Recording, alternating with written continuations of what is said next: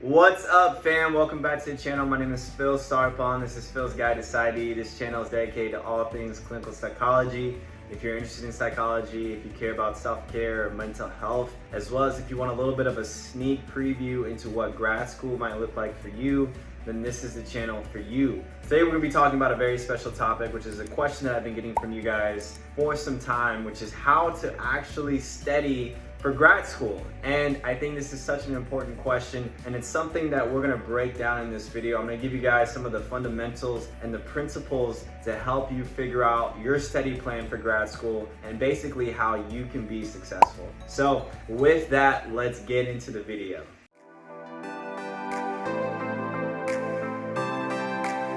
Now, some of this is going to relate to some of the other videos that I've done in relation to self-care, but you'll actually start to see how self-care is such an important thing. You may have the best study plan out there, but if you're not in the right mental or spiritual and emotional headspace, then you're not going to be as efficient as you want. And the whole thing about grad school is that because it's so busy, because there's so much going on, it's all about efficiency. With that, the first principle that I want to mention is physical health. Physical health, what does that mean? That basically means three things: sleep, exercise, and nutrition, guys. There's so much data that backs up how sleep is effective. And for me personally, no matter how busy I get, I try and get my 7 to 8 hours of sleep at night. That is such an important thing for my mental, my emotional health, and my mentality as I study for grad school. Sleep is huge. The other thing is exercise, right? This could be exercise, aerobic, anaerobic exercise, running, playing a sport, walking outside, whatever you want to call it, 2 to 3 times a week, just being active and allowing your brain a little bit of a break. And then of course, the last thing is nutrition. Now, I've mentioned several times how your body is the vessel in which allows you to do a lot of the things that you want to do efficiently and well. And so if you can focus in on those things, scientists and research and data will show that concentration will be easier for you, memory, learning, these are all important factors for grad school. And if you're going to become efficient in studying during grad school, you need to be effective in your physical health. The next principle that we have is going to be mental health, which is another important topic. If you are wanting to be a psychologist and to basically be a clinician for people's mental health, I do think it's important for you to take care of your own mental health as well, especially in relation to burnout, because burnout can be common for therapists. Taking care of mental health can look like a lot of different things, whether it's in relation to meditation,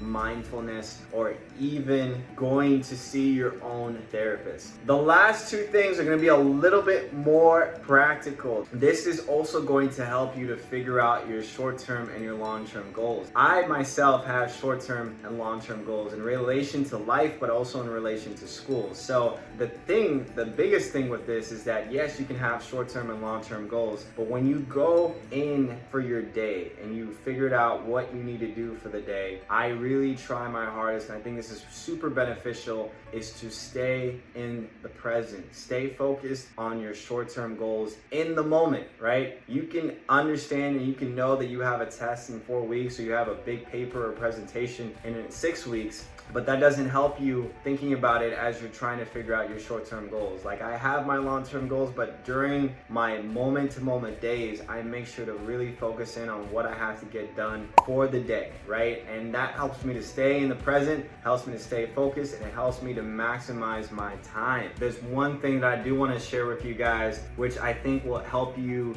to become a more efficient studier during grad school, and that is the VAK Model. Now, the VAK Model stands for visual, auditory, and kinesthetic. Basically, it's sort of a quiz or sort of an assessment to figure out what type of learning style you best favor. So what does that mean? So for example, the visual learners love to see a lot of visual things. So PowerPoint presentations can be helpful for them. If they see things in real life, if they're able to make their own illustrations and draw their own things to help them, that better helps them in terms of learning. So knowing that you are a visual learner will actually create a number of things where you can find a number of different resources for visual learners in terms of helping you to study the most efficient way possible. Auditory learning. So you may learn best from hearing the material, understanding it, and being able to conceptualize it from hearing it, right? So listening to a podcast, or listening to a video, or listening to your professor talk about a particular subject, that might be all you need in order to actually understand and learn the material. And the last thing is kinesthetic. So kinesthetic is a little bit more of actually doing. It's not just helpful for you to see and hear what's going on, but you actually have to do it. You actually almost have to act it out. And so for learning this type of way, you might have to draw certain things, you might have to make certain things, or write notes, or print those notes and create it into a study guide, or whatever you need to do in order to have that kinesthetic feeling of actually doing and participating and engaging of the material. I myself am a kinesthetic learner, and what you'll actually find about visual, auditory, and kinesthetic is that a number of people use all three of these. It's basically understanding which one you favor the most and using the other ones as supplements. Now, this is great for when you go into grad school. You can figure out if you're a visual, auditory, or kinesthetic learner and figure out a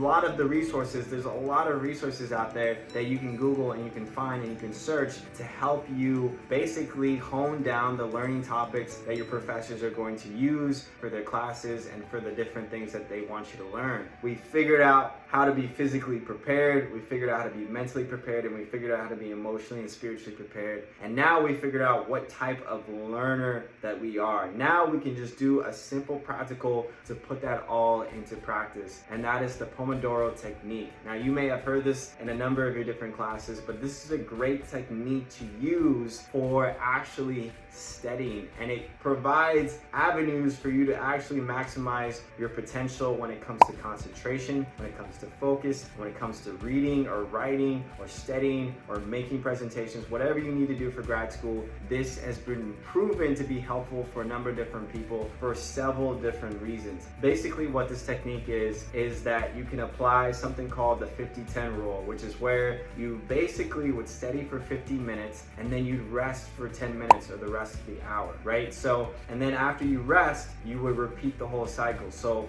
during the 50 minutes, you'd set a timer for 50 minutes and you just go hard on your studying, whether it's reading, whether it's learning. You would spend that 50 minutes really honing down on concentrating as you study. Then for the next 10 minutes, you do nothing but relax and rest and not even think about studying. Now you can also turn the 50-10 rule into a 45-15 where you study for 45 minutes and rest for 15 minutes, right? Or a 40-20 or a 30-30. Whatever is best for you in order to maximize your studying, you can use the Pomodoro Technique. That is sort of how to study in grad school, guys. Prepare physically, prepare mentally, prepare spiritually, figure out what type of learner you are, and then actually see if the Pomodoro Technique is something that you can use and apply for your studying. You know what type of learner you are, you're prepared physically, mentally, and spiritually, and you can apply some of these techniques, your focus, to maximize your concentration, and to maximize your learning. Put it down in the comment section below if any of these things are things that you guys already do. I would love to know some of those methods. I'm sure a lot of people would like to know that as well. But if you like this video, definitely give it a thumbs up, subscribe to the channel if you haven't, and I will see you guys in the next video.